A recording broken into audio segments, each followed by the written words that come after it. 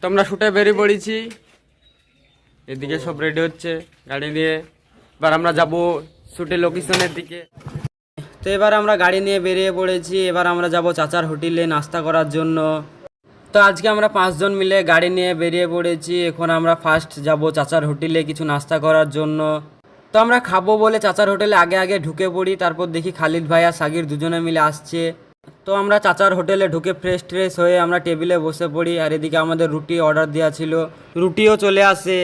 তো রুটি দেখে আমার আরও খিদে বেড়ে যায়, তাই ব্লগ বন্ধ করে আমি আগে আগে খেয়ে নিই। আমাদের খাওয়া দাওয়া শেষ। এবার আমরা যাব স্টেশনের দিকে। আর এই যে দেখছো, এটা একটি ঐতিহাসিক বাড়ি। তো এগুলো চোখ এড়িয়ে আমরা সোজা চলে যাই রেলওয়ে স্টেশনে। তো আমরা স্টেশনে সবাই মিলে ট্রেনের জন্য অপেক্ষা করি। আর দেখতে দেখতে কিন্তু আমাদের ট্রেনটাও ঢুকে পড়ে। তো আমরা বেশি দেরি না করে ঝটপট ট্রেনে উঠে আমাদের শ্যুট আরম্ভ করে দিই। তো বন্ধুরা আমরা ট্রেনে শ্যুট করতে করতে অনেক দূর পৌঁছে যাই। তো বন্ধুরা আমরা ট্রেনের শ্যুট কমপ্লিট করে একটি স্টেশন দেখে নেমে পড়ি। তারপরে আমরা কিছু শট স্টেশনেও নিয়ে নিই। স্টেশন শ্যুট কমপ্লিট করে আমরা চলে যাই স্টেশনের নিচের দিকে। ওখানে আমাদের পুরো ভিডিওটা শ্যুট করতে থাকি। চলো এই ভিডিওটা কি টপিকে হচ্ছে সেটা একটু খালিদ ভাইয়ের মুখ থেকে শুনি। খালিদ ভাই, হ্যাঁ ভাই, এই এই ব্লগটা কি নিয়ে হচ্ছে?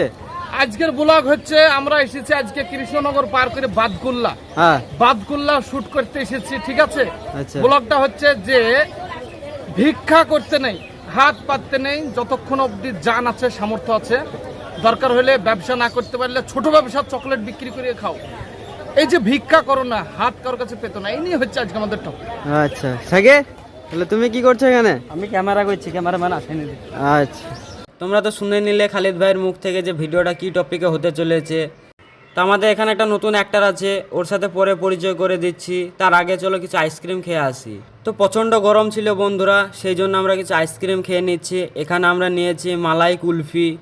তোমরা কে কে আইসক্রিমটা খেয়েছো প্লিজ একটু নিচে কমেন্ট করে জানাবে। তো চলো নতুন অ্যাক্টরের মুখ থেকে কিছু শুনে নিই। নুরজামাল দা, হ্যাঁ বলো। এই কেস ইন্ডাস্ট্রিতে কাজ করে তোমার কেমন লাগছে? খুবই ভালো লাগছে কাজ করে।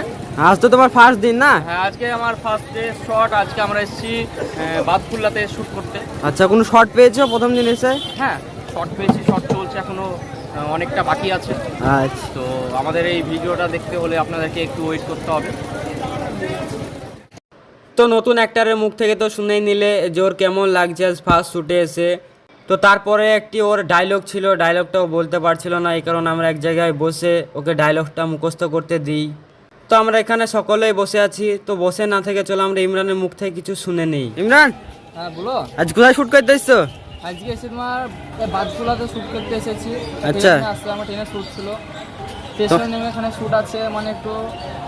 তোমার শর্ট হয়ে গেছে? না না, আমার শট বাকি আছে। আমার শটটা আজকে হবে না, কালকে যত সম্ভব হবে। আচ্ছা, শুট করে কেমন লাগছে? শুট করতে আমার তো ভালো লাগছে।